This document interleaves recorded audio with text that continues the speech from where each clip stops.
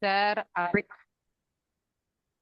y a ella también, a todas las personas que participaron a lo largo de estos 3 días en el séptimo simposio de Pensar los Afectos, muy particularmente, por supuesto, a quienes formaron parte del comité de organización y el comité académico.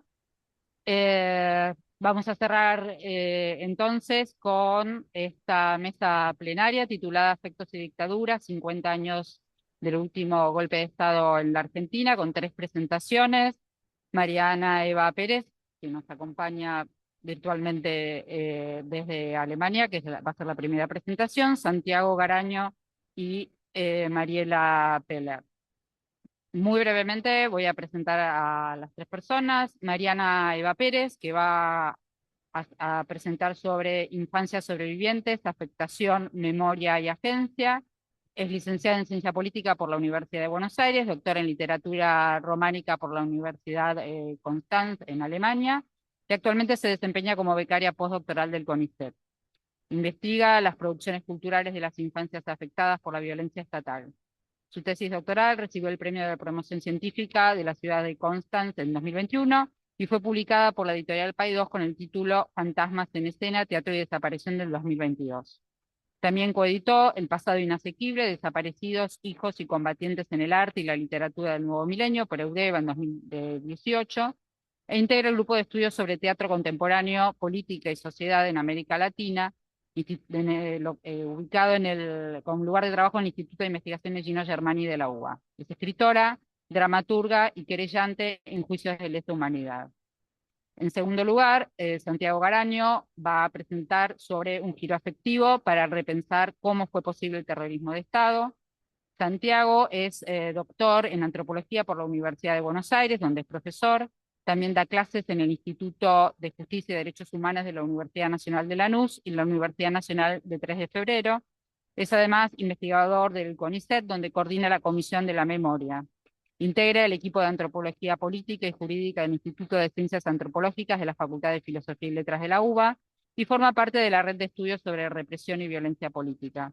En Fondo de Cultura Económica ha publicado Deseo de Combate y Muerte, el terrorismo de Estado como cosa de hombres en 2023 y La otra juvenilia, militancia y represión en el Colegio Nacional de Buenos Aires entre 1971 y 1986 en coautoría con Werner Pertor.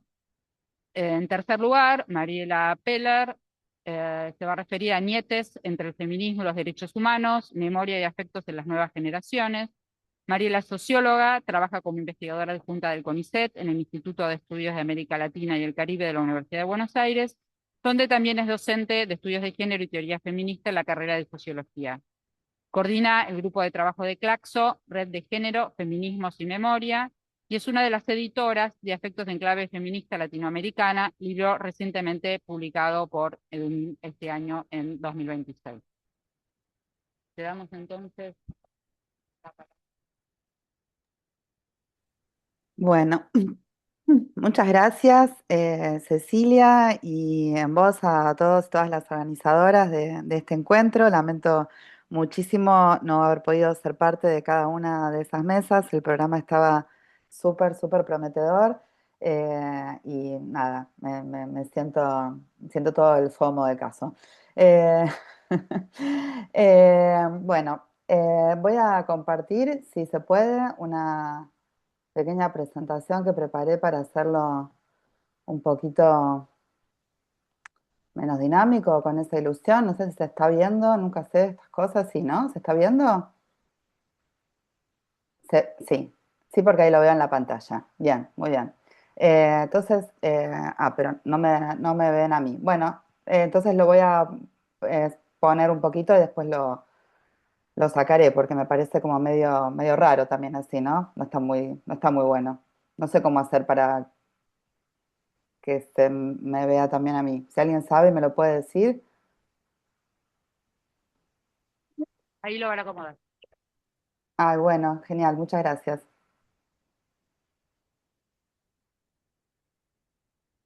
Bueno, ¿arranco? Sí, ¿no? Voy arrancando, porque si no vamos a perder mucho tiempo. No recuerdo cuánto tiempo tenemos, así que voy a empezar a correr. Mi idea entonces era con esta ocasión de los 50 años del golpe, compartir con ustedes en este encuentro lo que vengo trabajando, un poco tomando algunos elementos de, de los estudios, digo, de los estudios del afecto, ¿no? Ya desde ahora les pido perdón, tengan en cuenta que son 5 horas más que allá y que ya no son, no estoy acostumbrada a este horario hace tiempo. Bueno, eh, entonces, acá lo tengo como, bien, no, esto está mal, esto tengo que tocar. Ah, mm. Disculpen, ¿eh? Mm, Prometo que esto se encamina, ¿eh? Que arranca y arranco. Ahí está. Eh, Entonces, lo que voy a contar es un poquito en qué estoy trabajando en el marco de mi beca postdoctoral del CONICET, que comenzó en 2022 y que en teoría terminaba en 2025, y que es toda incertidumbre, que como veremos a lo largo de esta presentación, es un afecto bastante opresivo. Eh, esta investigación postdoctoral justamente lleva el título de Modos de Afectación, Agencia Infantil y Construcción Identitaria. Y me interesaba preguntarme a partir de estos ejes por las infancias sobrevivientes, pero no en lo empírico, sino en las producciones culturales de postdictadura y preferentemente en sus propias producciones culturales, que es lo que más he venido estudiando. Un poco el disparador para meterme en este tema de los afectos fue cierta indignación que me produce la idea que no se interroga, que se utiliza sin interrogar críticamente de afectados o afectados directamente o directamente, de la cual esta cita de Schelin es una muy buena condensación, ¿no? Ella habla, no tengo aquí el año, ¿no? No tuve tiempo de buscarlo, pero es de los 2000 y algo esta cita. Ella dice que la experiencia argentina puede ser tomada como un caso extremo del poder, de la posición del afectado directo a la afectada directa, de las narrativas personales del sufrimiento en relación con las disputas acerca del pasado dictatorial de la década de los 70. En el periodo postdictatorial, la verdad fue identificándose, las comillas son de ella, fue identificándose con la posición de afectado directo, primero en la voz de los parientes directos de las víctimas de la represión estatal. Yo me he preguntado a partir de esta cita, ¿no? Si hay personas directamente afectadas, ¿qué quiere decir? Que hay personas no tan directamente afectadas, ¿y quiénes serían unas y otras? ¿Qué es lo que marca que se pertenezca a determinado universo y no al otro? Y sobre todo, más que definir eso, yo me preguntaba si estas figuras son tan poderosas, y la palabra es de Cellini, no mía, como para que su voz se identifique con la verdad. Es fuerte lo que dice, ¿no? ¿No habría que definir entonces más claramente a qué se refieren estas afectaciones de las que se deriva supuestamente esta legitimidad?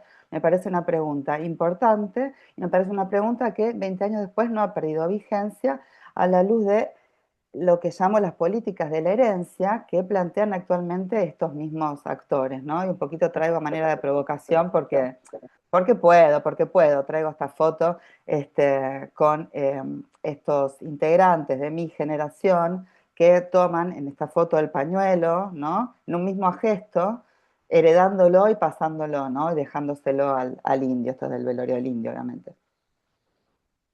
Bueno, aquí lo que me interesa no es tanto impugnar esta categoría de afectados, que no vería por qué, ¿no? Sino interrogarla a partir del giro afectivo. Me parecía que ahí tenía una posibilidad más productiva, que no valía la pena desecharlo sin más, como tampoco con la posmemoria, que es un concepto que hace muchos años me viene haciendo mucho ruido y que me viene haciendo trabajar. Las cosas con las que me peleo me hacen trabajar. Entonces, si los afectos no remiten, como ya no voy a abundar ahora porque este es el cierre de este encuentro, no les voy a decir lo que son los afectos ni cómo podemos tener los afectos. Voy a decir solamente qué es lo que me tomé yo y lo que me sirvió a mí. Entonces, si los afectos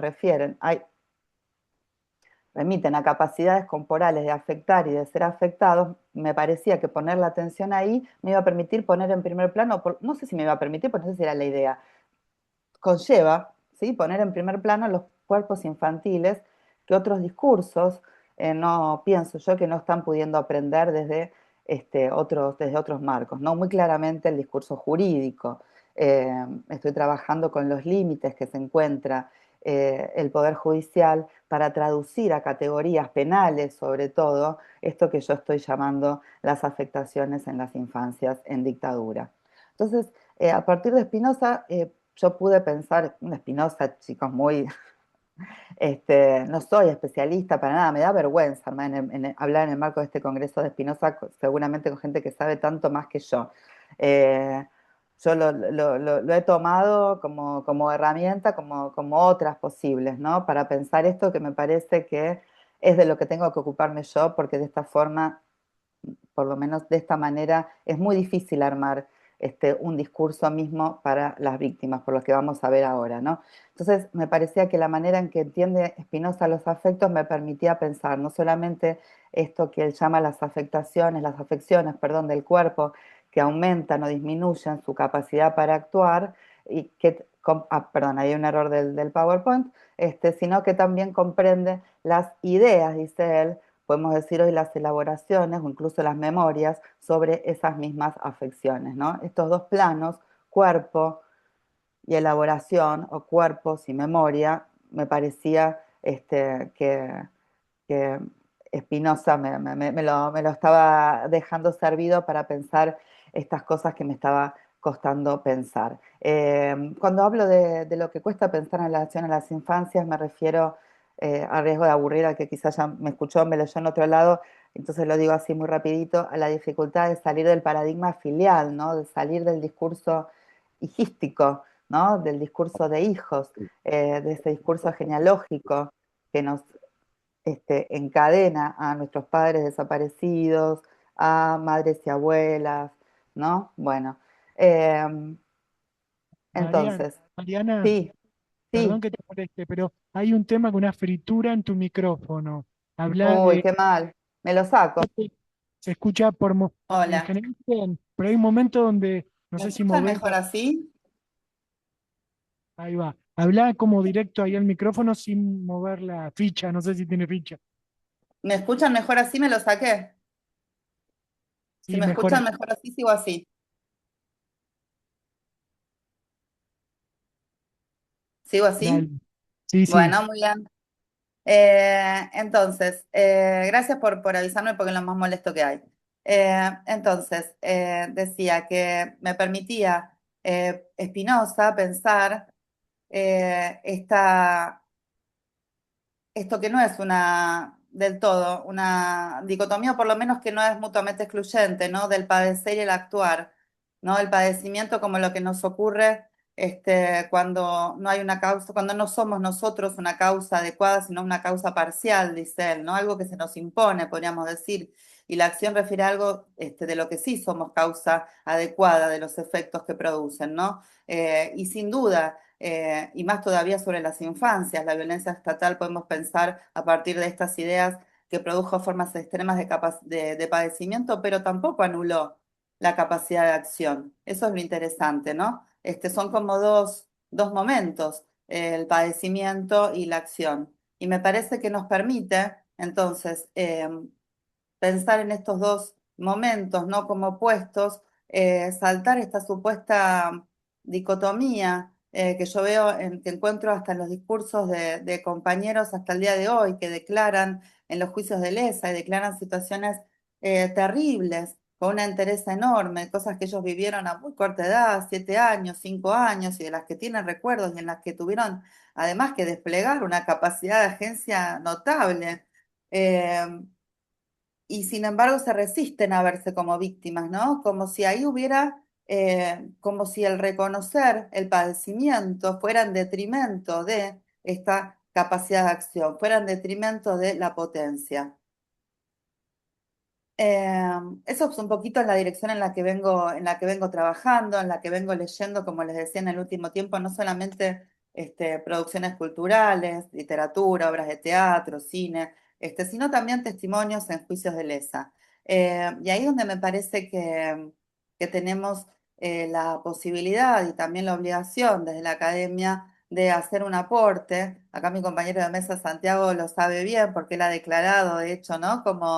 Como testigo, inclusive en causas de lesa, como testigo de contexto, aportando lo que había podido investigar, me parece que esto que para mí es una novedad, que me trajo la teoría de los afectos y que me permitió ver estos cuerpos infantiles bajo la violencia del terrorismo de Estado y su capacidad de respuesta frente a eso, también tenemos que pensarlo como una contribución que podemos hacer y que tenemos que hacer desde la academia a un reclamo actual, a una demanda actual de la que es la última generación de sobrevivientes del terrorismo de Estado, que es la mía.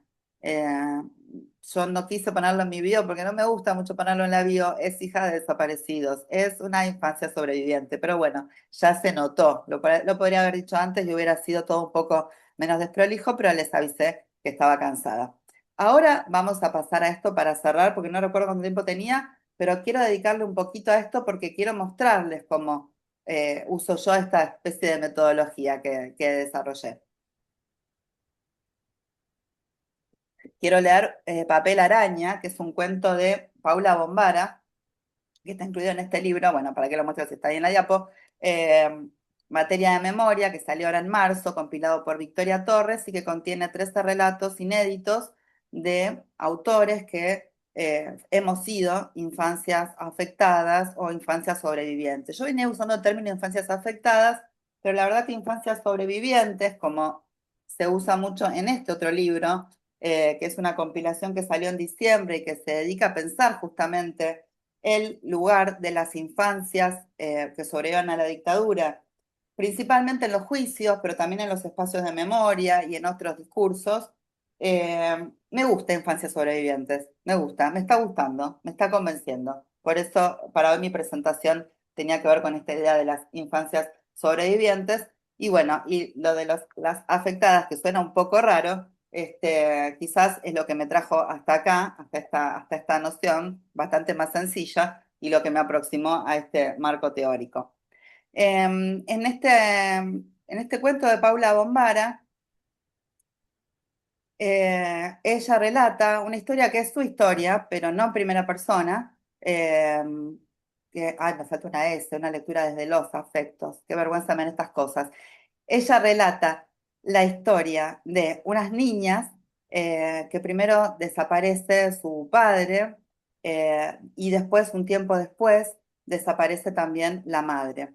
Y el cuento se concentra en el momento en el que acaba de desaparecer la madre y estas niñas están con los abuelos, se portan muy, muy mal. Eh, una de ellas es llamada la salvaje, la otra es la otra. La salvaje corre todo el tiempo, salta en la cama todo el tiempo. La otra ensaya respuestas como la parálisis directamente, la parálisis, quedarse quieta horas y horas y horas, o morder a la otra, morderse. Claramente lo que está pintando acá la autora Paula Bombara son escenas de un nivel de angustia infantil que yo no recuerdo haber leído en otros textos y que ella se lo permite seguramente esta tercera persona, pero esta tercera persona del plural, tan rara, porque uno se pregunta, estas nenas que se dice van al jardín, por ejemplo, no saben leer, les lee la abuela, pero no se entiende, son mellizas, ¿qué edad tienen? ¿Por qué no tienen nombre? ¿No? Hay como ahí una cosa bastante rara. En un momento la mamá vuelve, la liberan, vuelve, dice el relato, flaca, opaca, distinta, enferma, muy, muy flaca. Se tienen que volver a mudar al departamento que habían abandonado, donde está todo roto, donde las plantas se secaron. Tienen que ir con la abuela con la que las nenas se llevan mal, porque la abuela, y acá voy entrando en lo que les quiero leer para cerrar, la abuela, a diferencia de la mamá, el vínculo con la mamá pasaba mucho por la lectura y la abuela les lee mal y ellas no saben leer. Eh, y cuando vuelve la madre, se tienen que mudar todavía con la abuela, porque la abuela la tiene que cuidar porque volvió en una mala condición física, ¿no? Vuelve a estar detenida, desaparecida, ¿sí? Y no solo eso, sino que todo este reencuentro se da bajo vigilancia. Al día siguiente un tipo abre la puerta y entra al departamento y la madre les tiene que explicar que es un señor que las va a venir a controlar. eh, es también una situación que muestra este relato que me parece interesante para poner la mirada ahí, porque si no se han contemplado las afectaciones en primera persona, en los propios cuerpos de los hijos de desaparecidos, mucho más desapercibidos han pasado hasta ahora los hijos de sobrevivientes. Y estas imágenes finalmente para acompañarme en este último rato de lectura forman parte justamente de ese mundo eh, literario que estas niñas compartían con la mamá, que pierden cuando la mamá desaparece, la pelea con la abuela porque les lee poco, se dan cuenta que la historia está distinta, que les leen poco, ¿no? Y una noche la mamá vuelve de trabajar mal, les crece la angustia por dentro. La angustia está representada por la imagen de la boa constrictor. Acá se habla mucho, por ejemplo, del principito y de la boa, y la sensación de que la boa, como si fuera que la boa la tienen dentro ellas, no que la boa se las está comiendo ellas, sino que la boa ellas la tienen dentro y las ahogan. Entonces la que corre, corre para marear a la boa y la que se queda quieta para inmovilizar a la boa. Se trata de engañar a la boa y la boa es la angustia y realmente es una representación poderosísima de la física, muy física, por eso también la traigo, ¿no? De la angustia. Entonces, una noche, después de mucho pensar y mirar por la ventana, mareadas y con ganas de vomitar, las nenas llegaron a una conclusión. Tenían que aprender a leer. Un escalofrío les recorrió el cuerpo y dieron un respingo. Si con solo pensarlo sentían eso, aprender a leer era urgente, porque cuando supieran, no iban a tener que aguantar a la abuela leyendo cualquier cosa con tal de terminar. Y si la boa no las dejaba dormir, no iba a importar, porque ellas iban a leer hasta vencerla. Y si la mamá volvía tarde después de trabajar, no iba a importar, porque ellas iban a esperar leyendo. Y si cualquier cosa las ponía nerviosas, le iban a poder leer para calmarse. Entonces al día siguiente le piden a la mamá que les ponga la canción del gato que pesca de Mariana Walsh y con el libro empiezan a intentar aprender a leer. Al cabo de unas horas lograron leer la letra de la canción.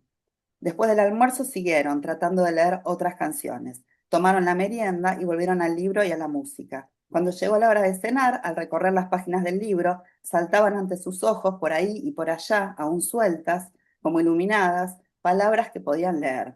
La música ya estaba en el cuerpo. Antes de dormir, abrieron el libro en la página de la canción del gato y las que leyeron fueron ellas. Esa noche, perdón, pero me emociono, esa noche la mamá apagó la luz y besó, orgullosa, a su hija. A oscuras, después de mucho, mucho tiempo, más del que podía recordar, la nena abrazó a todas sus voces, sonrió sin dobleces y por fin durmió de corrido. A mí esto me emociona muchísimo porque la tensión, la angustia que va construyendo Paula acá en torno a esto que les pasa en el cuerpo a las nenas y lo que hacen para engañar a esta boa que es la angustia y cómo al final, cuando adquiere esta autonomía de poder leer sola, esa escisión se va y ella vuelve a ser una sola, pero abrazando a todas esas voces. Y es muy fuerte saber que la voz que está diciendo esto también se convierte en escritora después, ¿no? Y escribe sobre esto y encuentra en la escritura una manera de elaborar esta historia. Así que bueno, no tengo muchas más conclusiones sobre esto en este momento. Quería compartirles de qué forma trabajo yo con la teoría de los afectos o con lo que un poco chantamente, a las apuradas, he tomado de ella, eh, pero me sirve para ocuparme de esto otro que lamentablemente todavía siento que es de lo que me tengo que ocupar, porque hay otros saberes y otros discursos que todavía tienen una deuda con estas infancias. Bueno, gracias. Dejo por acá por ahora.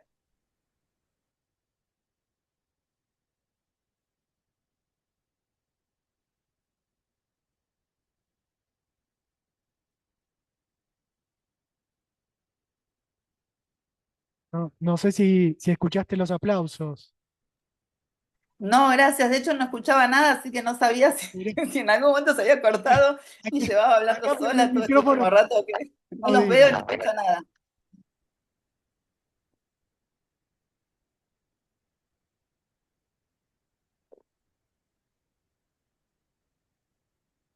Ahí se escuchó. No, pero bueno, gracias igual.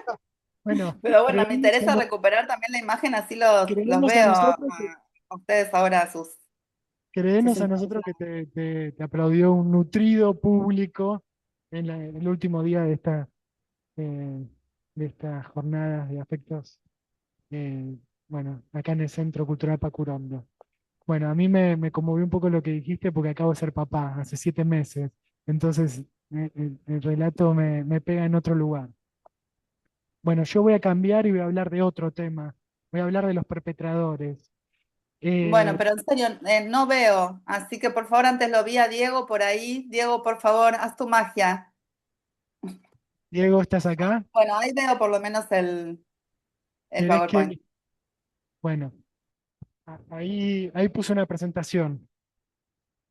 ¿Se ve bien? Bárbaro. Sí, gracias. Bueno, voy a poner el... En esta presentación quiero volver a una pregunta clásica, ¿no? ¿Cómo fue posible el terrorismo de Estado? Que, y el surgimiento del terrorismo de Estado acá en nuestro país, en Argentina, ¿no? Y para ello quiero proponer un abordaje que me parece que es renovador, que pone el acento en las condiciones emocionales y afectivas para el ejercicio de la represión por parte del ejército argentino desde mediados de los años 70. También voy a hacer una lectura sui generis acerca del giro afectivo, pero que a mí me sirvió mucho para iluminar un aspecto que me parecía que no estaba tan visto acerca de cómo se inició el terrorismo de Estado en nuestro país. Siguiendo la tradición de la antropología social, voy a trabajar con un caso paradigmático. Vamos a la próxima. Eh, Se trata, y les cuento sobre todo a quienes no son argentinos, del Operativo Independencia, que fue una campaña contrainsurgente desarrollada un año antes del golpe de Estado, desde febrero de 1975, en cumplimiento de lo que se llamó uno de los decretos de aniquilamiento firmados por María Estela Martínez de Perón, la viuda de Perón, con fecha del 5 de febrero de 1975, que había ordenado al Comando General del Ejército que desarrollara las tareas que sean necesarias, las operaciones militares que sean necesarias, a los efectos de neutralizar o aniquilar el accionar de los elementos subversivos en la provincia de Tucumán. A partir de ese momento, el ejército argentino, pero también tuvo apoyo de Policía Federal, de la Marina, de la Fuerza Aérea, desplegó un vasto operativo represivo, eso fue lo que se llamó un poco más tarde, el Operativo Independencia, que tenía un fin explícito, que era aniquilar a la compañía de Monte Ramón Rosa Jiménez, que era un frente de guerrilla rural que se había creado en el año 74 en la zona del Monte Tucumano, pero que más allá de ese fin explícito también fue un gran operativo que buscó disciplinar a una sociedad tucumana muy conflictiva, al menos desde el cierre de 11 ingenios azucareros en la dictadura anterior, entre el 66 y el 67.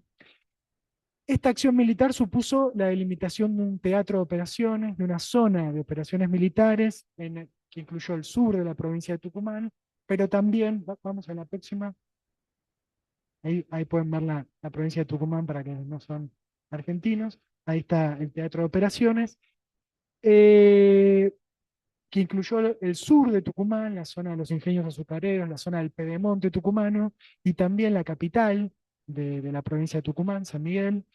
Y para mí fue particularmente interesante porque, bueno, a lo largo de mi investigación pude encontrar las órdenes secretas, las órdenes de personal, las directivas secretas, que lo que me permitieron demostrar es que por el sur de Tucumán pasó un año antes del golpe de Estado, en misiones rotativas, gran parte del personal militar en actividad. No solo miembros del ejército, sino también hubo misiones de la Armada, de la Fuerza Aérea, y como ya les dije, obviamente la policía de la provincia de Tucumán y la Policía Federal. Es decir, un año antes del golpe de Estado, por esta zona de operaciones, gran parte del personal tuvo una experiencia altamente afectiva, ¿no? Que implicó bueno, ser enviado a la zona de operaciones, a este espacio donde por primera vez se ensayó la desaparición forzada de personas y se inauguraron los primeros centros clandestinos de detención, entre ellos la emblemática Escuelita de Famaillá. Famaillá es una localidad del sur tucumano. Por eso se suele decir que Tucumán fue el campo de prueba o el laboratorio del terrorismo de Estado. Claro, cuando se piensa cómo fue posible el terrorismo de Estado, en general la mayoría de los trabajos enfatizan la cuestión de la formación de los militares argentinos y las policías también en la doctrina norteamericana de seguridad nacional o en la doctrina contrainsurgente francesa. O una segunda línea, de la cual, por ejemplo, Pilar Calveiro o Daniel Feierstein son claros representantes, muestran, siguiendo la literatura de la Shoah y esa especie de afinidad electiva entre modernidad y holocausto, cómo los campos de concentración se volvieron, argentinos, se volvieron maquinarias administrativas de la muerte. Sin embargo, cuando empecé a mirar el mundo de los perpetradores que estuvieron en Tucumán, pronto descubrí que había que incorporar una nueva perspectiva, ¿no? Eh, para tratar de pensar cómo fue ese proceso de creación de un clima eh, propicio para involucrarse personal, grupal y corporativamente con la represión ilegal. Y por eso es lo que propongo en el título de esta presentación. No soy el único, obviamente están los trabajos de Antonio Robben, de Valentina Salvi, trabajos que escribimos con Valentina y con Esteban Pontoriero, los trabajos de Julia Riesler, bueno, mis propios trabajos, esto que yo llamo un giro afectivo para pensar los estudios para repensar los estudios sobre represión. Esto no supone tener una mirada dicotómica, ¿no? Que oponga razón de Estado o razón de Estado e ideología contrainsurgente a pasiones, sentimientos y afectos. Sin lugar a dudas hubo un plan sistemático, ¿no? Hubo racionalidad represiva, pero no fue una mera masacre administrativa. También es cierto que hubo muchísimos militares formados en la Escuela de las Américas o en las distintas misiones bueno, que había acá en nuestro país para formar en la doctrina francesa. Pero lo que yo quiero plantear en esta presentación es que hubo algo más, que la práctica de la desaparición forzada de personas no fue una mera tarea despersonalizada, carente de emociones, sino que esos sentimientos, esos afectos como la ira, la furia, el odio, pero también el amor a los compañeros caídos en manos de la guerrilla, fueron potentes fuerzas políticas sin las cuales no se hubiese podido cometer delitos tan terribles. Hay mucha literatura sobre esto a nivel global, bueno, desde los trabajos de Calibas, pasando por los de Christian Ingrao, los de Browning. No quiero, no soy de ninguna manera el primero en plantear estos temas, pero sí lo que yo traté de plantear es cómo articular el rol que desempeñaron las emociones, los sentimientos y los valores morales, como el sacrificio, que para mí son cosas distintas, con una experiencia represiva vivida en y a través del cuerpo individual y colectivo en Tucumán. Cuanto más sé sobre Tucumán, cuanto más investigo sobre Tucumán, más claro tengo que esa experiencia fue una especie de rito de paso para el personal militar y fue fundante de vínculos que después fueron fundamentales para el ejercicio del terrorismo de Estado una vez hecho el golpe de Estado, ¿no? Y lo que aparece en las fuentes que voy a compartir con ustedes es la centralidad de la vivencia y del cuerpo, ¿no? Bueno, obviamente recuperando, como ya lo hizo Mariana en su exposición a Spinoza, Deleuze y a Masumi, la, la, la intensidad, la narración, vamos a ver, la narración de esas intensidades que emergieron como consecuencia del poder afectar y ser afectado a nivel corporal por el ejercicio de la violencia desde el Estado, ¿no? Voy a compartir con ustedes algunas fuentes. Vamos a la próxima. Lo primero que quiero plantear es que hubo una producción institucional del odio, ¿no? Entre el personal militar. Y que eso partió del supuesto de una necesidad de una venganza grupal, masculina, obviamente, basada en un sentimiento, una emoción que es el amor a los compañeros caídos, ¿no? Que es un tema muy visto para la militancia revolucionaria de izquierda, la deuda con los compañeros caídos. Me acuerdo siempre de los planteos de Pilar Calveiro que tanto nos marcaron, pero que también pueden ser fértiles para iluminar el mundo de los perpetradores. Ahí también jugaron esa sensación de deuda, ¿no? Ese deseo de combate fue producido desde las primeras directivas que regularon el operativo Independencia. Por ejemplo, en la directiva secreta 333 para las operaciones contra la subversión en Tucumán, que incluyen un plan de acción psicológica, que es el plan de acción psicológica número 1, permanentemente se trata de mostrar cómo, mostrar y construir al mismo tiempo, cómo operaba este deseo de combate, ¿no? Entonces, la directiva parte de que entre los cuadros militares había, abro comillas, un fuerte sentimiento de agresividad en los cuadros, que se traduce en un deseo de operar contra el enemigo, eh, y ese deseo iba de la mano de algunos postulados que había que acrecentar en la tropa militar, ¿no? Ahí lo vemos. Ha llegado el momento de operar, ha llegado el momento, está detrás mío, ¿no? De demostrar que los que hasta ayer soportaron estoicamente los ataques certeros y sanguinarios, hoy asumen la acción en defensa de los intereses de la nación. Y después el punto 3, nuestros oponentes son los mismos que artera y sanguinariamente arrebataron la vida de los camaradas inocentes miembros de la familia militar. Bueno, en toda esta directiva secreta aparece Tucumán como un lugar central para dramatizar la derrota contra la llamada subversión. Se va cristalizando un código moral basado en el sacrificio y se van construyendo eh, y puliendo este deseo de combate, ¿no? Pero claro, yo empecé trabajando con revistas militares y diarios de la época. Y ahí no aparecía tanto la dimensión afectiva. Ahí aparecía otra cosa, en principio. Lo primero que pude leer en estas revistas militares y en los diarios de la época era el valor del sacrificio de la vida, un valor moral, ¿no? Y claro, porque ese registro era el registro de la propaganda militar, de la acción psicológica y de la dimensión pública del ejercicio de la violencia.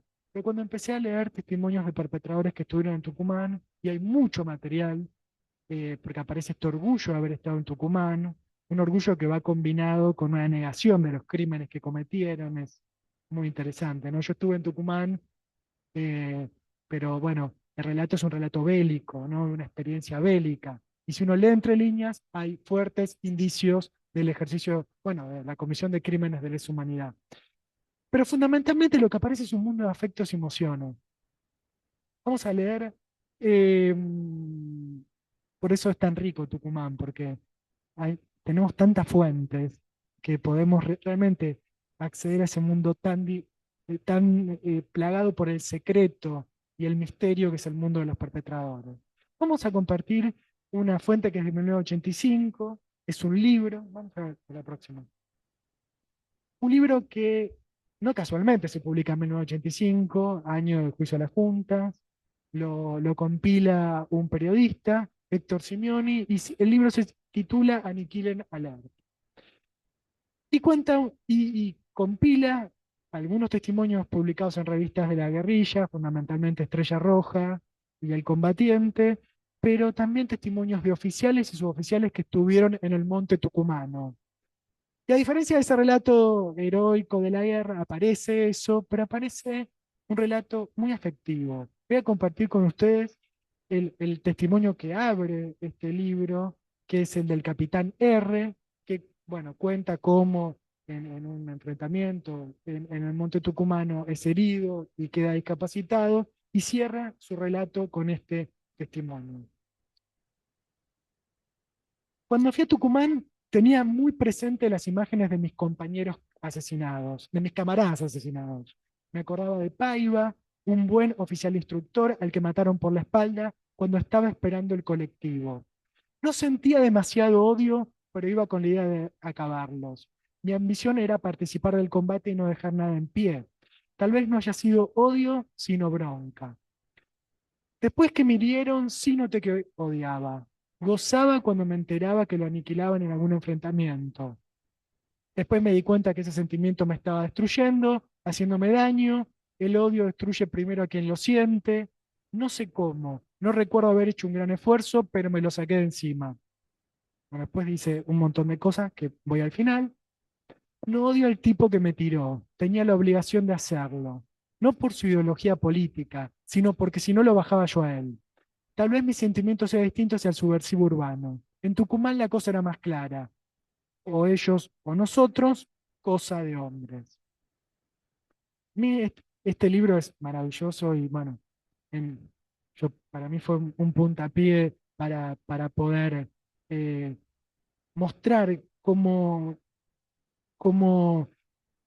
ese conjunto de emociones que se evocan, ¿no? Bronca, odio, goce y finalmente aniquilamiento. Em, Claro, no era un testigo más, el capitán R.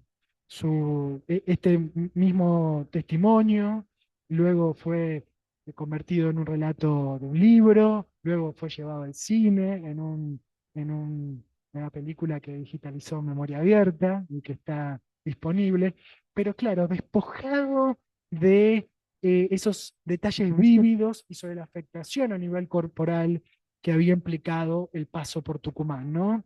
Por eso a mí me parece como interesante para mostrar esa diferencia entre qué es un afecto y qué es una emoción, ¿no? Una emoción, un sentimiento es mucho más pulido, es mucho más trabajado, es mucho más discursivo. Ojo, no soy un filósofo, pero hay algo distinto entre ese relato más iba a decir descarnado, pero no es descarnado, es bien encarnado sobre lo que implicó estar en Tucumán, poner el cuerpo, mancharse las manos con sangre, ser afectado por el ejercicio de la violencia, ser herido, ¿no? Y lo que después se muestra en la película, que es propaganda militar, que es otra cosa, que para mí eso es una emoción, un sentimiento, después lo discutimos, ¿no? Pasemos a otro testimonio, porque claro, el grueso de los militares prefieren hablar de Tucumán como en un relato heroico, rememorando estas experiencias de combate, escenas bélicas, pero hay también algunos testimonios, muchos de ellos que fueron recolectados por un equipo que funcionó en el Ministerio de Defensa, relevando legajos y documentación burocrática del ejército, ¿no? Cuento, para quienes no conocen tanto el caso, el grueso del material de la represión ilegal fue destruido, pero dentro del Ministerio de Defensa, si no me equivoco, en el año 2012 se crearon equipos que relevaron información burocrática, los legajos de personal, los pedidos de ascenso, documentación que no puede ser destruida porque, bueno, es parte del funcionamiento burocrático del ejército, y ahí se encontró un montón de indicios de la represión ilegal. Uno de ellos es el que voy a compartir con ustedes, vamos al próximo, que es un reclamo. Un militar que en septiembre de 1980 fue pasado obligatoriamente a retiro, Julio César Sarmiento, y que presenta esta nota cuestionando la decisión administrativa de haberle negado el ascenso y dando como ejemplo de su, dice, total identificación con el sentir de la institución militar, su paso por Tucumán.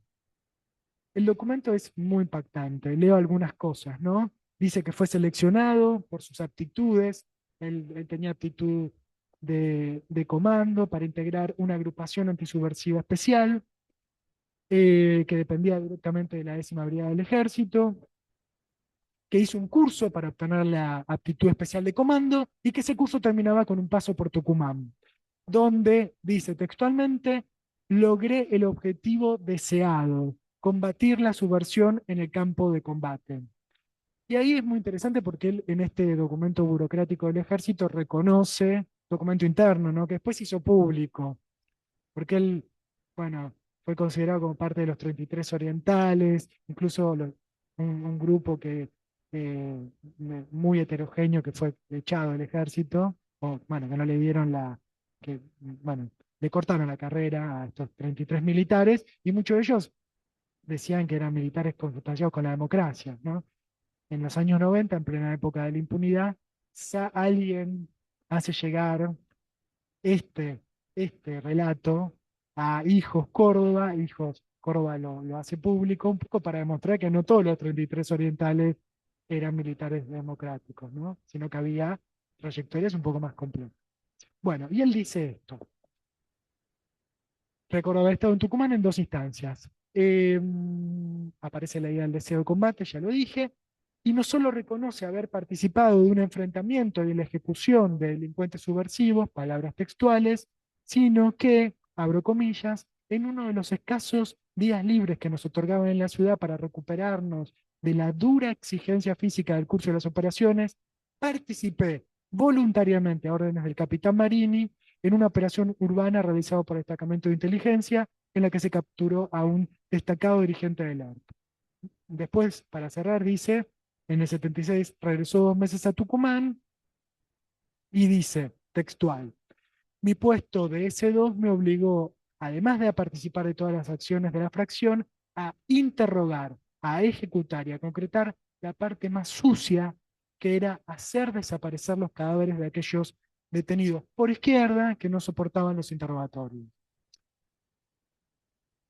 Aunque más no sea en un documento interno, es bastante impactante, ¿no? Que un militar, sabemos que hubo un gran pacto de silencio, reconozca haber participado de, bueno, de delitos de lesa humanidad, ¿no? Fundamentalmente desaparecer cuerpos. Pero quiero terminar con algo que él dice, ¿no? Él termina este reclamo diciendo que, bueno, que él tenía totalmente, que él estaba totalmente compenetrado con la filosofía del sentir institucional. Por esa compenetración con el ejército es que antepuse las necesidades operativas a mis profundas y arraigadas convicciones religiosas. Caso contrario, me consideraría un cobarde con las manos ensangrentadas. Bueno, traje algunos testimonios. Después podemos. Ahí está la escuelita de Famayá, que es un centro un espacio para la memoria, bastante vaciado, ¿no? Pero sigue funcionando muy a pulmón.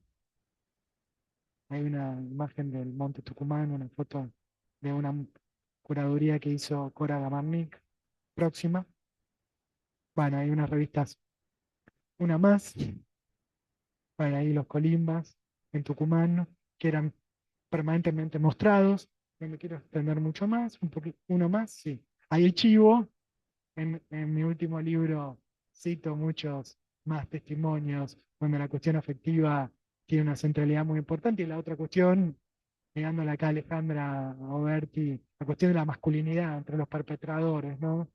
Los perpetradores como un sujeto masculino, esa es una clave, la cosa de hombres que aparece en testimonio de Capitán R es una clave que es fundamental y que va unida a la dimensión corporal. Pero con esto termino.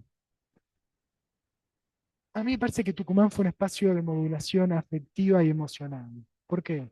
Porque los oficiales y suboficiales pusieron el cuerpo, perpetraron crímenes de lesa humanidad con sus propias manos y se las mancharon con sangre. La idea de mancharse las manos con sangre, creo que ya lo dije, pero aparece en estos testimonios permanentemente. Fueron expuestos a la posibilidad de morir, matar y lastimar, fueron heridos o afectados por la afectado visceralmente, ¿no? Por la muerte de los compañeros de armas. Y yo creo que entonces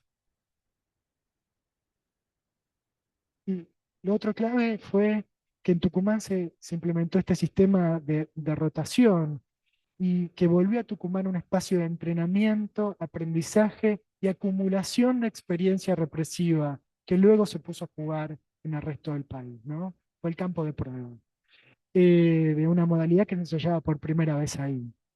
Y entonces, esto sí, para terminar, yo creo que la doctrina antisubversiva argentina excedió el modelo francés y el modelo norteamericano. Y que hubo una amalgama original y que el lugar donde se cocinó, donde se le dio forma a esa doctrina argentina fue Tucumán. Y de modo paralelo al ejercicio de la represión, eh, el personal militar acumuló, como ya dije, experiencia represiva en lo que se refiere a estas nuevas técnicas contra insurgentes. Por eso creo que más que la aplicación lineal o la exportación de una modalidad extranjera al caso argentino, Tucumán le permitió darle una impronta argentina a la doctrina contrainsurgente. Y no por nada, después de la dictadura, muchos militares argentinos fueron enviados a Centroamérica, fueron enviados a Perú. Bueno, hubo en Tucumán misiones de Guatemala, de militares uruguayos, bueno, militares norteamericanos. Hay indicios sobre eso, pero fue también un espacio de entrenamiento regional. Y yo creo que al exponer al personal uniformado al poder soberano de vida y muerte, así se fue conformando un cuerpo represivo disponible para comprometerse con el accionar del terrorismo de Estado. Y ahí se enlazaron mandatos institucionales y mandatos de género con los objetivos contrainsurgentes. Y creo que fue sobre esa malla de relaciones que fueron institucionales, pero también fueron fuertes relaciones, eh, fuertes vínculos de camaradería y de lealtad masculino, sobre las cuales se construyó una malla que sustentó el terrorismo de Estado. Una malla de relaciones que no solo fueron institucionales, sino que fueron de lealtad personal y masculina. Y que eso pasó en Tucumán. Bueno, hasta acá llego.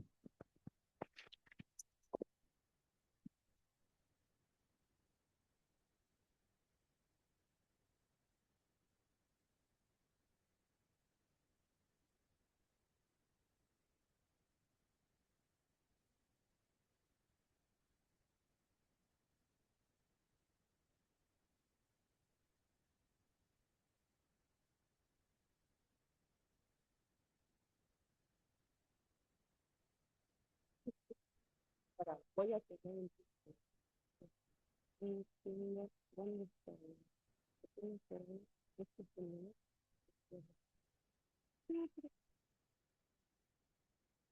Ahí está. Creo que está así que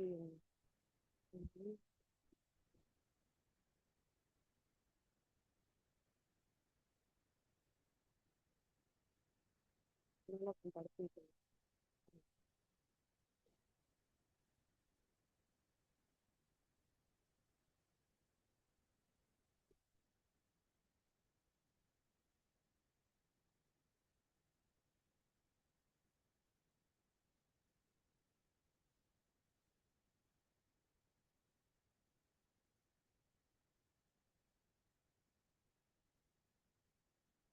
Hola, ¿ahí se escucha bien? Ay, pero no voy a poder. Voy a poner el tiempo. Ya. Bueno, hola. Eh, gracias. Bueno, gracias a Cecilia y al resto de las organizadoras por invitarme a participar de la mesa de cierre de este evento que ya está en su 7ª edición. Es un gusto para mí estar hoy acá.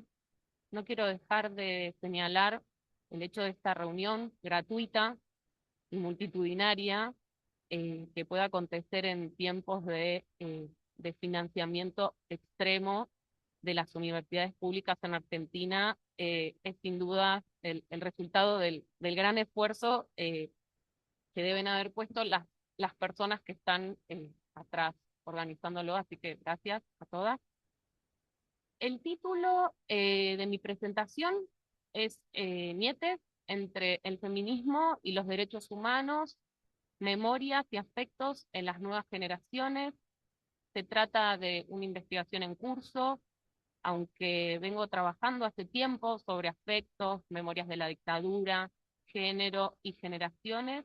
Mi acercamiento a Nietes es reciente, por eso lo que voy a compartir son algunas primeras hipótesis y líneas de lectura.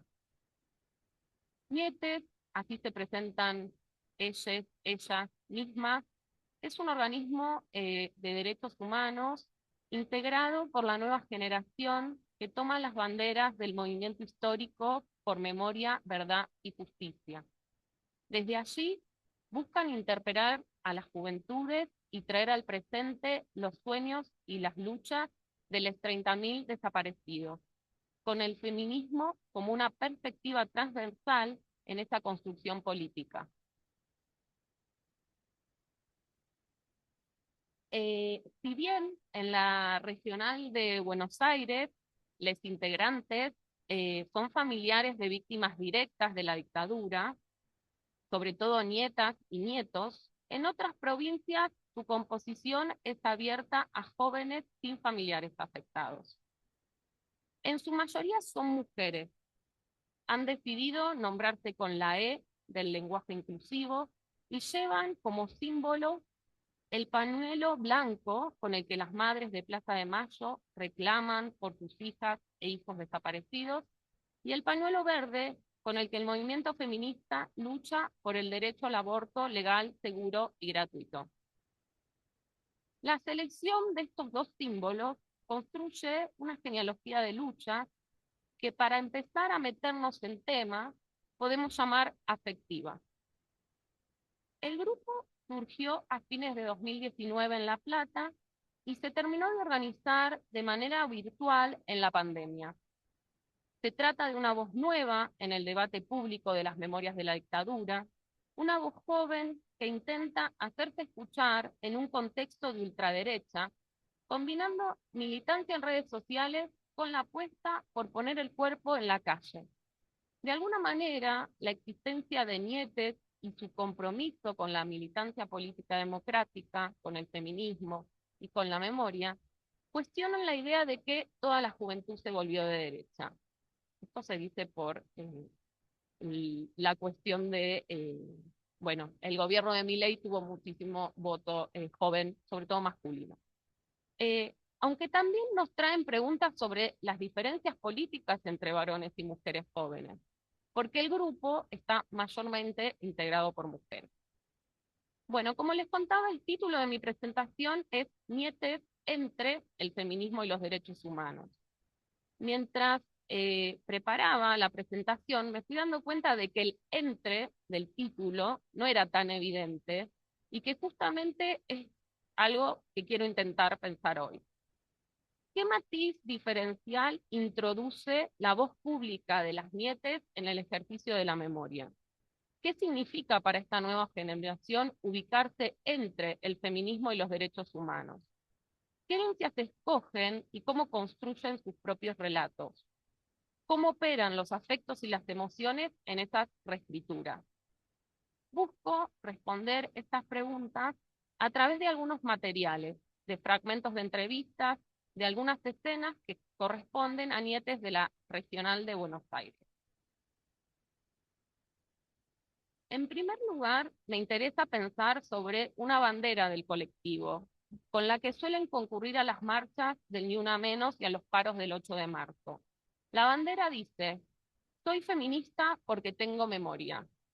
Casi como una tesis política, la frase no propone una relación obvia entre feminismo y memoria. La memoria aparece como la causa, la justificación o el fundamento del ser feminista. El feminismo emerge como un efecto de la memoria del pasado dictatorial y la complejiza, la profundiza, para volverse una memoria feminista que habilita nuevas preguntas. La frase en la bandera sugiere también que el feminismo está anclado en la memoria de las injusticias, de las luchas previas, de la genealogía. Se trata de preservar un legado y de mantenerlo vivo releyéndolo y reescribiéndolo desde el presente. Un presente que introduce nuevas coordenadas políticas y afectivas. Los feminismos, las diversidades, las políticas de cuidado, la salud mental, la crítica al patriarcado y al sexismo. La introducción de estas coordenadas agrega una agenda del género al campo de la memoria de la dictadura, pero también introduce una sensibilidad afectiva feminista. Memoria y feminismo no son escenas separadas que luego se encuentran, más bien comparten sensibilidades, lenguajes y operaciones políticas que favorecen el encuentro. No se trata de un encuentro armonioso. Existen tensiones, fricciones, resistencias y desacoples de género y generacionales. En efecto, podríamos arriesgar que la bandera tiene como uno de sus interlocutores privilegiados a quienes componen el campo de los derechos humanos y la memoria, y afirma su ser feminista como una carta de presentación que sienta posición al interior del propio campo amigo de los progresismos. En suma, la consigna "soy feminista porque tengo memoria" no expresa simplemente una adición identitaria entre dos pertenencias, condensa cierta resonancia afectiva y política por la que las nuevas generaciones reinterpretan la herencia recibida, encontrando en el feminismo un lenguaje capaz de nombrar violencias, cuidados y ausencias que las memorias más tradicionales habían dejado en segundo plano. Sin duda, existe una genealogía larga de esa sensibilidad afectiva que posibilita esta especie de fusión actual de feminismo y memoria en Nietes. Esa genealogía larga, que no voy a reponer hoy, no es otra que la historia de 50 años de vasos comunicantes entre movimientos sociales, y entre esos movimientos y los campos de la academia y el arte, entre otros. Para continuar, quiero dar dos ejemplos del trabajo político del colectivo. El primero refiere a las formas de la política y a los repertorios emocionales que el grupo se da al interior de sí mismo. En 2024 entrevisté a una integrante, Ana Tawil. Ana es nieta de Roberto Tawil, quien desapareció en octubre de 1976, o fue desaparecido en octubre de 1976, cuando el padre de Ana tenía 5 años. El abuelo Roberto era delegado de base en una fábrica en la provincia de Buenos Aires y militante del PRTR, una agrupación armada. Ana forma parte de Nietes desde 2020 y en el momento de la entrevista tenía 28 años. En ese encuentro le pregunté por qué creía que la mayoría de Nietes eran mujeres. Me respondió, la cito: "Porque la militancia en derechos humanos para mí tiene algo de la impronta del feminismo que va por fuera de las estructuras tradicionales de la política. Yo asocio lo tradicional de la política a lógicas patriarcales. Entonces, derechos humanos tiene esto blando, si se quiere, que tiene que ver con una sensibilidad, con una posibilidad de pensar de otra manera, con la posibilidad de ser sensibles a mayor cantidad de cosas, a pensar las lógicas de la militancia y las estructuras de otra manera. Para mí hay algo de la posibilidad de ser sensibles y de la emotividad que traen un poco las mujeres y las personas no varones cis". Me falta una, ¿no? Y más adelante se refiere a las formas de la militancia de Nietes en relación con otros organismos de derechos humanos de generaciones previas como madres o hijos. Señala, la cito: "Nosotros somos más amorosos. Tenemos una marea verde que nos tiñó a todos. Priorizamos lo vincular, lo afectivo, lo emocional, por sobre otras cuestiones. Queremos darle la bienvenida a una persona que se suma y todas las discusiones quedan en segundo lugar. Por lo menos intentamos que la bienvenida tenga ese momento de esta persona va a contar su historia. El otro día una compañera se puso a llorar y hace mucho que no me pasaba y digo, claro, nosotros estamos haciendo esto, dándole lugar a la emoción, a la amorosidad". El relato de Ana construye cierta afinidad electiva entre feminismos y derechos humanos, que implica una forma sensible de poner el cuerpo en el activismo. Destaca la amorosidad, la posibilidad de dar espacio y tiempo a lo afectivo, darse permiso para que lo vincular esté en primer lugar, darse el tiempo de escuchar al recién llegado de manera hospitalaria, darle la bienvenida, darse la posibilidad de estar abiertos a sostener su llanto y cobijarlo. Para Ana, esa sensibilidad viene del feminismo, de la marea verde. Lejos de oponerse a la política, esta amorosidad abre otra forma de lo político, al poner en juego lógicas no tradicionales de la militancia. Desde Bell Hooks podríamos entenderla como una politización del amor. En esta concepción, el amor aparece como una herramienta para acabar con la dominación y la opresión, como una fuerza capaz de establecer una comunidad con otros y con el mundo.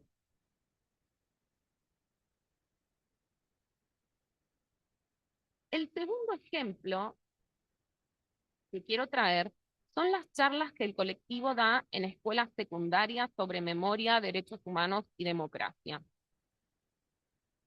El grupo trabaja activamente sobre este dispositivo que le permite encontrarse a conversar con otras y otros jóvenes para intentar convocar el pasado e interpelarlos desde cuestiones que se vinculen con el presente.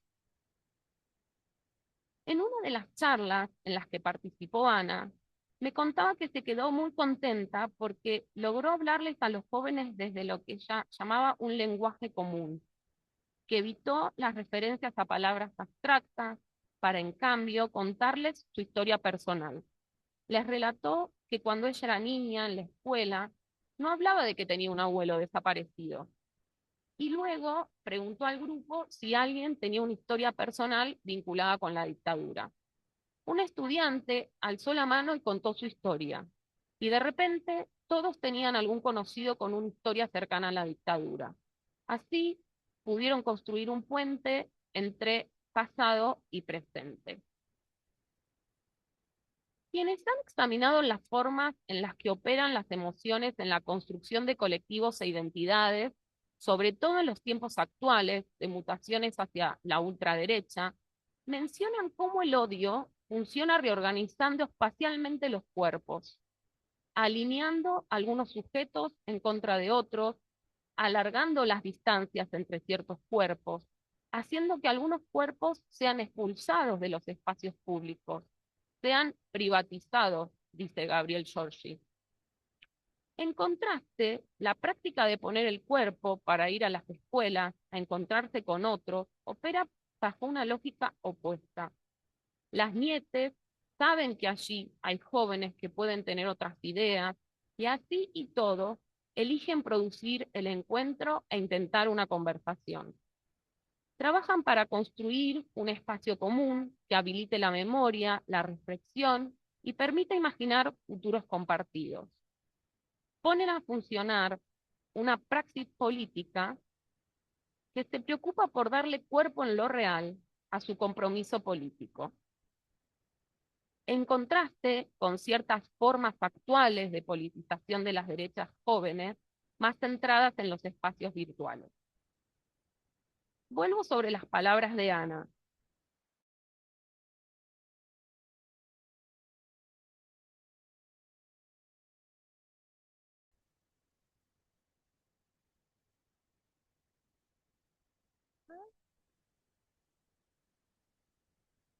Voy a tener que volver. Pero ella está... Claro, pero ¿dónde voy para compartir? ¿Acá? A ver, acá. Acá estoy, acá. Acá estoy. Creo que sí. A ver. Ahí está. ¿Estaba acá? Con esta... Sí. Bueno, estaba volviendo. Vuelvo sobre las palabras de Ana. Hola, ¿estás ahí? Sí. Bien. Bueno, Ana decía, nosotros estamos dándole lugar a la emoción. Dar lugar es sostener un momento de encuentro con el otro para que algo ocurra. Ese algo puede ser imprevisible y puede conducir hacia zonas que se alejan de las cuestiones supuestamente primordiales.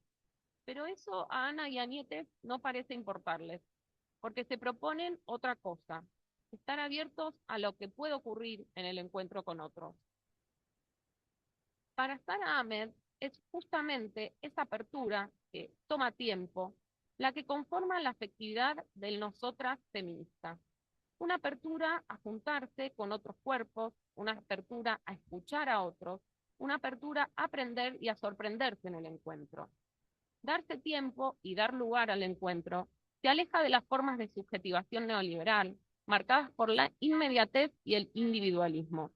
La politización del amor no supone armonía, sino la construcción de comunidad, incluso en el desacuerdo y la diferencia.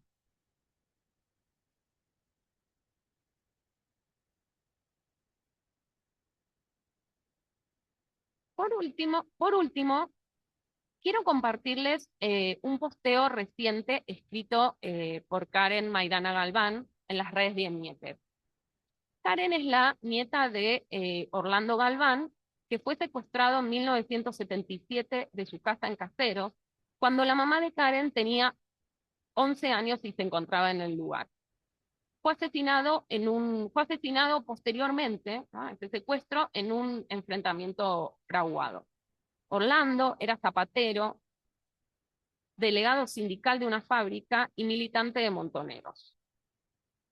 Hace unos días, con el testimonio de Karen, acá están viendo la imagen, ahí creo que no puedo leer acá porque lo tengo tapado.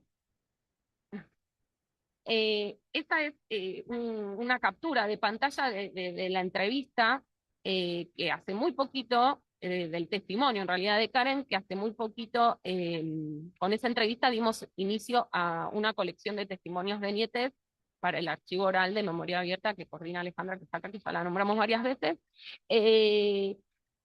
Menciono esto porque si bien no voy a trabajar sobre el testimonio de Karen, voy a trabajar sobre otra cosa de ella, pero quería aprovechar para bueno, contar que estamos arrancando esta colección porque de alguna manera forma parte de estas nuevas tramas de transmisión intergeneracional, y además me gustaba que, ya que voy a leer algo de ella, la conozcan. Ahí está con la imagen de su abuelo Orlando. Bueno, como les decía, hace muy pocos días, tras la muerte de Tati Almeida, una militante histórica de Madres de Plaza de Mayo, Karen escribió un texto en las redes.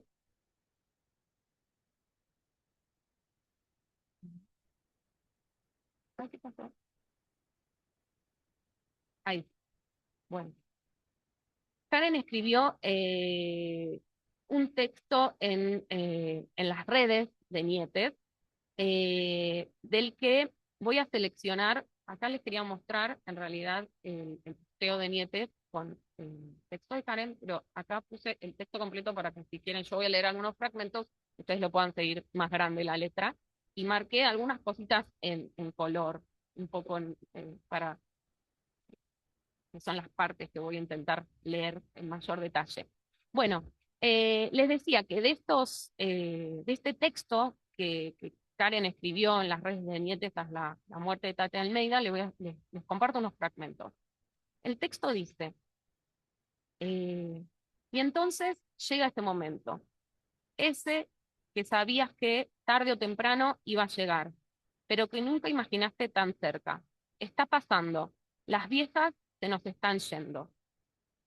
Luego, Karen recupera unas palabras que Tati les pone un audio a Nietos, ¿no? A Nietes, unas palabras de Tati dirigidas a Nietes, dice Tati, citada por Karen. Es muy importante la aparición de ustedes, porque quedamos muy poquitas madres, muy poquitas abuelas, pero están ustedes, la posta ya la hemos pasado. Y finalmente, Karen nombra la profundidad del legado. Dice Karen, crecer al calor de su lucha inmensa, de su andar incansable, de esa ternura hecha resistencia, de mujeres que supieron transformar el dolor en organización, la ausencia en memoria y la búsqueda en un camino colectivo de verdad y justicia. Bueno, yo leo hasta acá, ustedes si quieren ahí lo tienen completo. Reflexiono primero sobre las palabras de Tati. Están ustedes, la posta ya la hemos pasado. Pienso en lo importante que es que quien vino antes entregue la posta. Y también que estén las jóvenes para recibirla y agarrarla. Encuentro mucha potencia en la metáfora del pasaje de la posta para prensar la transmisión de memorias entre generaciones. Porque tanto en el atletismo como en la memoria se trata de una labor conjunta que no puede hacerse si una de las partes está ausente. Es una cadena de dar, recibir y seguir corriendo con algo entre manos, algo que nos importa. Y como señala Karen, la posta que se pasa entre generaciones se conforma con consignas ideológico-políticas, pero también de un amplio repertorio emocional. Karen habla de ternura hecha resistencia, de transformar el dolor en organización, de risa, de humor filoso y amoroso, de abrazos, sonrisas, banderas y luchas. Así, a la lengua de los derechos humanos, de la verdad y de la justicia y de la lucha, se le enlaza la lengua de los afectos, o más bien ya son una única lengua. Las palabras de Karen construyen un linaje y una genealogía de repertorios emocionales con las madres, que Nietes puede leer retrospectivamente en clave feminista, porque también existió una Tati de las diversidades y el lenguaje inclusivo, como dice ella ahí en una parte que no leí. ¿Qué quiero decir?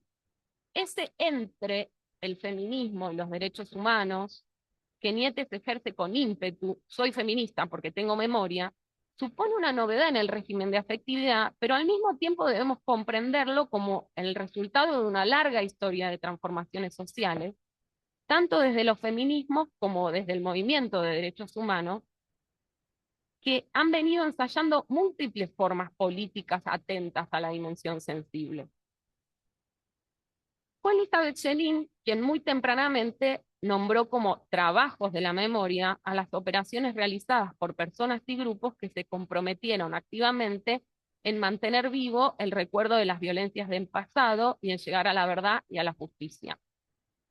Ya en la formulación de esta noción por parte de Schelin, socióloga siempre comprometida con el género, se esbozaba que los afectos no eran algo ajeno a esos trabajos, como tampoco lo eran los conflictos. Mirando y escuchando los materiales que presenté, podríamos animarnos a ampliar la noción para hablar de trabajos afectivos de la memoria. Para cerrar, quiero agregar que espero que mi presentación haga resonar algo de esperanza en estos tiempos de oscuridad, para nombrar la idea de un reciente libro de Rebecca Solnit. Esperanza no entendida como la creencia de que todo estuvo, está o estará bien, sino como una emoción política que siempre experimentamos con otros y para otros. Una emoción indispensable en tiempos de destrucción, que anima las luchas y nos sostiene cuando hay que esforzarse para actuar en el presente con el objetivo de hacer posibles los cambios que deseamos. Bueno, muchas gracias.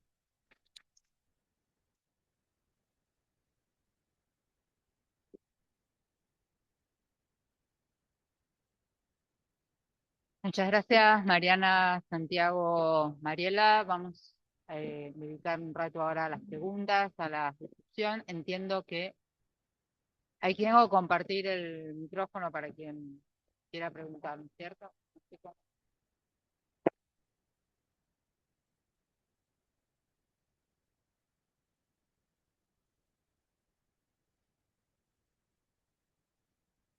¿Hay quien quiere hacer una pregunta, un comentario? Pasando con Mariela, Santiago también.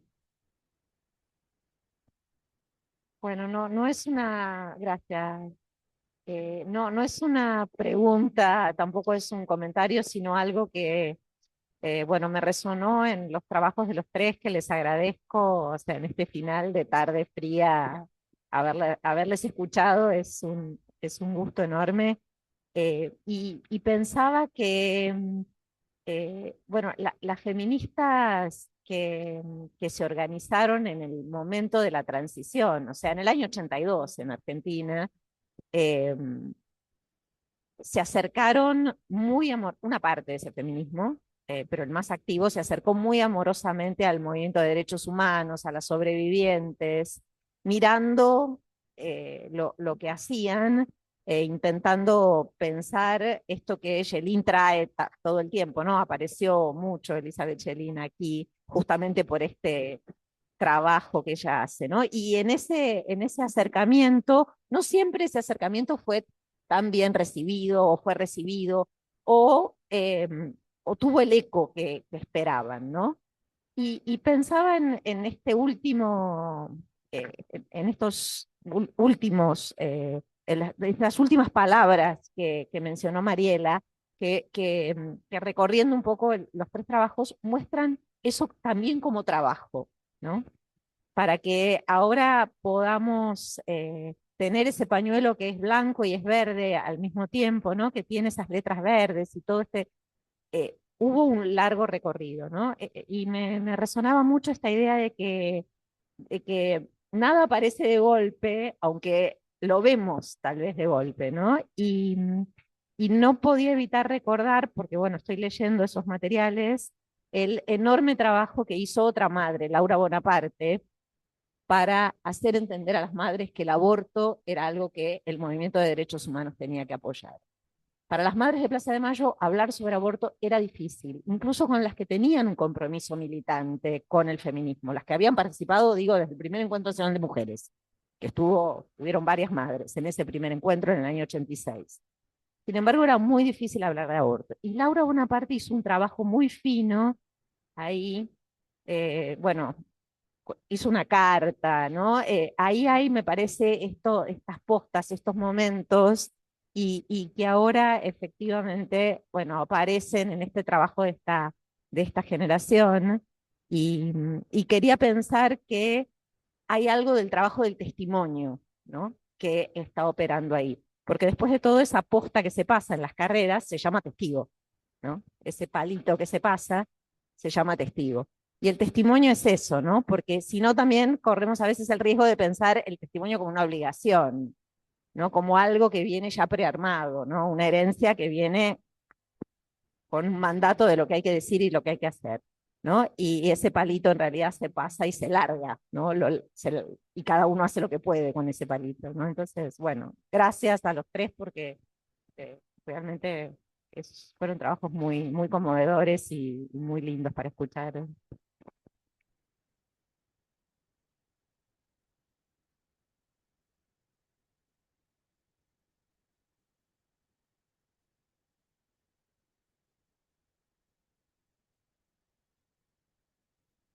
Me voy a sentar acá porque, buenas, yo soy Camila, vengo de Mendoza, les agradezco muchísimo por las exposiciones, estuvieron increíbles. Em, Tengo una pregunta para Santiago, pero antes quiero decir desde qué lugar estoy hablando. Soy, por la parte paterna, soy ex nieta de detenidos, desaparecidos y exiliados chilenos, militantes que vinieron a vivir a Mendoza eh, por la dictadura. Y por la parte de madre, soy ex nieta de genocida. Y bueno, me hizo como mucho. Ah, estoy temblando, estoy nerviosa. Me hizo como me resonaron muchas cosas que dijeron y quería recuperarlas. Cuando Mariana decía que en algún momento la verdad se identificó con la posición del afectado directo y que ella deseaba interrogarlo desde el giro afectivo, porque pensaba en mi madre, ¿no? Como una persona que se crió los primeros años de su vida en una casa genocida. Eh, Dijiste, Mariana, esto de salir del paradigma filiar, me resonó muchísimo. Después, Mariela, dijiste, no, bueno, voy a terminar con eso. Después, Santiago, dijiste, bueno, hablaste de afectar y ser afectado, todos hablaron de eso, por el ejercicio de la violencia. No puedo quitarme a mis padres de la cabeza en este momento, ¿no? Como sus vidas, sus infancias sumamente marcadas por esto. Eh, y pensaba, cuando hablaste de Santiago, de los afectos, de los perpetradores, pensaba como, ¿qué afecto hay detrás de ese pacto de silencio? ¿Qué afectos hay para vos? Em, y después recupero también tu intervención porque decía, como me resuena muchísimo esto de los trabajos afectivos de la memoria, ¿no? Porque em, me pregunto si esos trabajos afectivos de la memoria pueden ser, o sea, enmarcados dentro del trabajo de cuidados, ¿no? Cómo llegar a encontrarnos con nuestras identidades de nietas, ex nietas, hijas, ex hijas, sin ese sostén y acompañamiento de las compañeras, ¿no? Bueno, esas eran mis preguntas.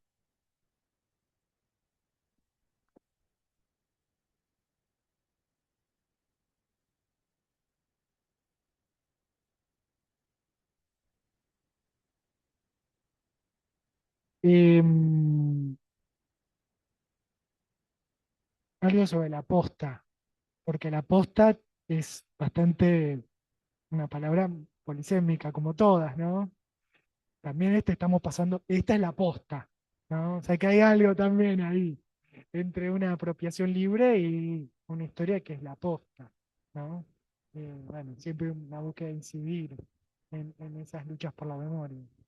Em, bueno, yo quiero decir algo en relación al feminismo, ¿no? Y siempre la traigo a Yelin, que desde los trabajos de la memoria, año 2012, ella dice que hay que incorporar una dimensión, un enfoque de género como transversal a los trabajos sobre historia reciente, ¿no?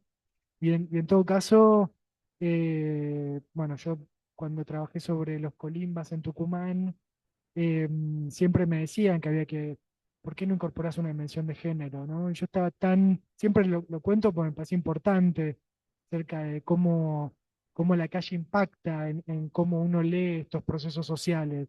Yo estaba tan impactado por el relato de los colimbas, que era un relato terrible, ¿no? De la posibilidad de matar, de la posibilidad de morir, de cómo les había marcado la vida su paso por Tucumán, que la dimensión de género no la podía ver. Estaba muy afectado por la dictadura, por el horror y veía otras cosas. Y cuando metí la cuestión del afecto, que fue gracias al consejo de un colega, Gastón Gordillo, siempre se lo agradezco, me dijo, vos tenés que leer Spinoza y a Deleuze, y me pasé un verano leyendo sobre giro afectivo. La cuestión de género apareció con una fuerza que incluso me ayudó a revisar todos los materiales de trabajo de campo y de archivo para atrás y es clave para pensar estas cuestiones, ¿no? Eh, y ahí creo que el feminismo hizo mucho y que la calle fue fundamental para mostrarnos un tema y un enfoque que una cosa es decirlo y otra cosa es incorporarlo, ¿no? Hablando de giro afectivo. Eh, ¿Qué afecto jugó detrás del pacto de silencio? Yo creo que el deseo de venganza. Ese. No sé si es un afecto, una emoción, un sentimiento ahí, pero fue algo muy trabajado, ese deseo de venganza. Y no querían meter preso al oponente, lo querían matar, exterminar, desaparecer, vengarse y hacerlo dentro de lo posible con sus propias manos, ¿no? Y ahí creo que juega eso. Em, no sé si te respondí.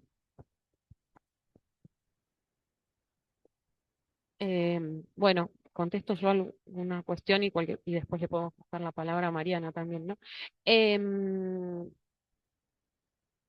el lugar del testimonio en esa genealogía larga, sí, sin dudas es indispensable. Mientras lo escribía, dije, me voy a quedar con esta escena de las madres y las nietes porque, eh, eh, bueno, tenía que cortar por algún lado, pero sin duda los testimonios eh, y en particular los testimonios de las mujeres, me parece, eh, abrieron el campo a, una, a las zonas sensibles, afectivas de la militancia y de las violencias, ¿no?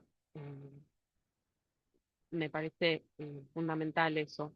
Pero también, tampoco lo puse, pero también lo pensaba, bueno, en esa genealogía también entran, bueno, las producciones culturales de las hijas y los hijos, como traía hoy el cuento de Paula Bombara, Mariana, eh, los scratches de hijos también son un aporte a esta dimensión sensible de la política, ¿no? Y en relación a la cuestión de los trabajos afectivos de la memoria y son trabajos de cuidado, eh, Digo, rápido contesto que me parece que sí. Y algo que me hizo resonar tu pregunta es que las nietes, me gusta decirle las nietes porque fue la manera que encontré cuando escribí el trabajo de nombrar que son mujeres, pero que muchas, en su mayoría mujeres, pero a la vez se nombran nietes. Entonces digo las nietes. Eh, Le dan mucha importancia a la cuestión de la salud mental. En el testimonio justamente de Karen que grabamos para Memoria Abierta, ella habla un montón de esto, de cómo trabajan al interior del grupo la cuestión de la salud mental, de los cuidados, cómo está muy presente en la agrupación. Y esas dos cuestiones. No sé, Mariana, ¿vos querés decir algo? No sé si te tenemos que habilitar o... No sé si sería una pregunta para mí, pero quería señalar algo en relación a esto de las nietes y el feminismo. Me parece muy interesante el desfasaje que hay entre la forma en que ellas describen a las madres y abuelas como si fueran feministas y las prácticas al interior de esas organizaciones que siguen siendo, por lo menos mientras estas personas estuvieron activas, absolutamente jerárquicas, y hasta casi diría patriarcales, no democráticas, digamos, todo lo contrario de lo que estas generaciones más jóvenes que las reivindican intentan en sus prácticas. Ay, se me cruza como otra voz, no sé. Sí, no sé por qué como que satura en algún momento. ¿No será? A ver si- Bueno. No sé, me llamaba mucho la atención. Es interesante cómo trajimos la cuestión de la herencia desde puntos de vista tan opuestos. Yo comparto un poco em, como, a ver, me interesa más esta imagen de la posta que uno pasa y no sabe qué pasa después.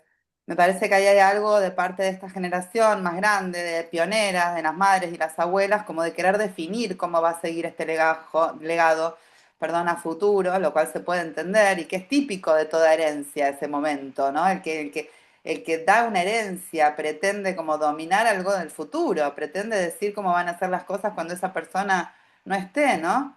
Y quiénes efectivamente son herederos de la lucha. A mí me cuesta mucho aceptar que el legado de personas tan valientes y creativas en su momento como fueron madres y abuelas tenga que ver con la repetición de consignas, de las mismas consignas, tantos años después. Y me asusta eso. Y me interesan mucho más las nietes feministas, por supuesto, que cuando incorporan este discurso de los organismos de derechos humanos sin cuestionamiento que uno esperaría de las generaciones más jóvenes. Yo quiero que me cuestionen todo. Yo no quiero que abracen mi lucha. Yo quiero que me cuestionen todo. Al revés.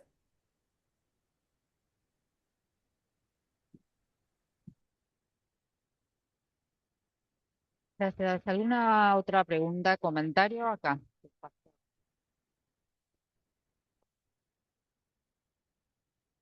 Gracias, Mariana. Pues bueno, yo soy abogada mexicana y soy defensora de los derechos humanos y de hecho soy perita en el Sistema Interamericano de los Derechos Humanos, en la Corte Interamericana de los Derechos Humanos. Hemos hecho diferentes amicus curiae en diferentes casos. Entonces, aprovechando que dices que te cuestionamos todo, quisiera saber más sobre el litigio internacional que estás entablando, porque dijiste pues que estás por ahí con un litigio internacional que me interesa mucho saber los pormenores que eres querellante en un juicio de lesa humanidad. Sí, pero no, no es un litigio internacional, se trata de la manera en que lo hemos procesado acá en Argentina, que es ante tribunales ordinarios.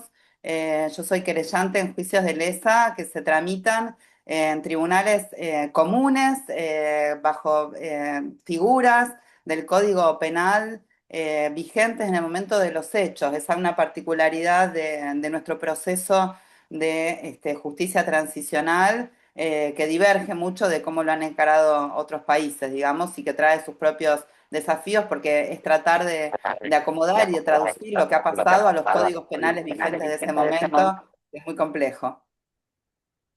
Y que quedan muchas cosas por fuera y que es a esto, cuando recurro al marco de los afectos para pensar en estas cosas que otros discursos no pueden aprender, justamente por ahí a veces estoy pensando en la dificultad que hay de traducir jurídicamente todo esto. Y no porque cada afectación tenga que encontrar una traducción jurídica per se, no es que pienso eso, pero escucho las demandas de reconocimiento que hay de las infancias de entonces y me pregunto de qué manera todo eso que nos afectó y sigue afectando puede encontrar una traducción jurídica. Es complicado, pero hablo Claro, del sistema doméstico.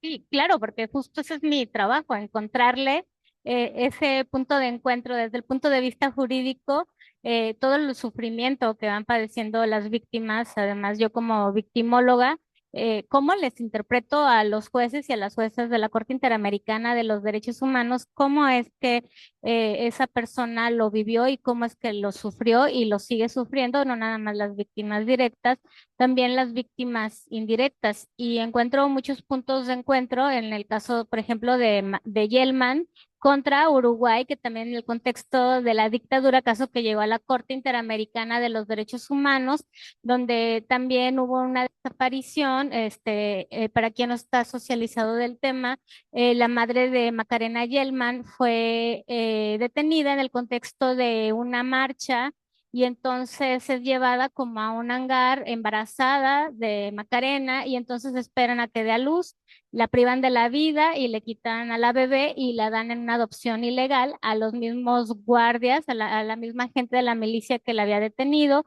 Pasan veintitantos años y ya nunca se da cuenta que está viviendo con las personas que privaron de la vida a sus padres y es su abuelo quien no deja la lucha porque además viene una ley de amnistía en donde se ordenaba que todo lo que ya había pasado, que ya era pasado y entonces ya nadie iba a ser llevado a la justicia.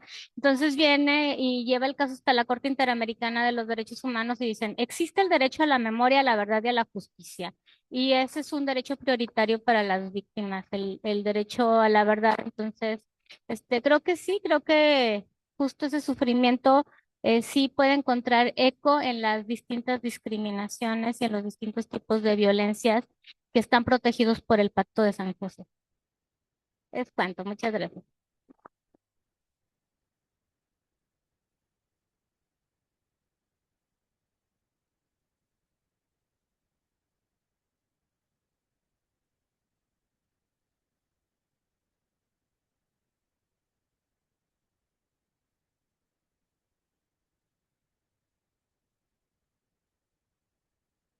Mariana, ¿querés agregar algo?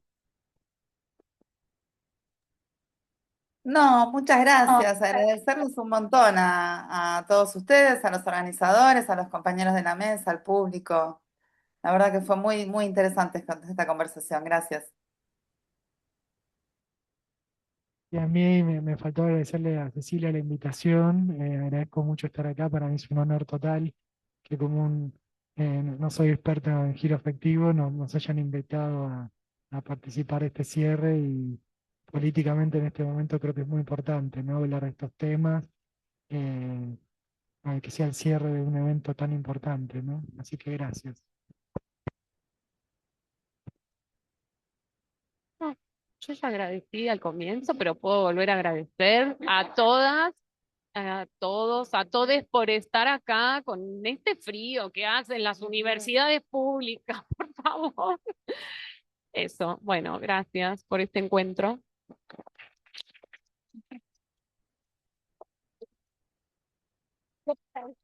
Bueno, no quería, además de agradecer a quienes participaron, como dije al principio, quienes colaboraron o fueron parte esencial de la organización, a Mariana, que está ya a las 12:00 y pico de la noche en Alemania, Santiago y a Mariela. Quería agradecer también al personal del Centro Cultural Pacurondo, que nos sostuvo y acompañó a lo largo de estos 3 días. También el Instituto de Literatura Argentina Ricardo Rojas, que con tanta hospitalidad nos recibió en su espacio, y lo mismo para el Instituto de Artes del Espectáculo, doctor Raúl Castañino. Muchísimas gracias, buenas noches.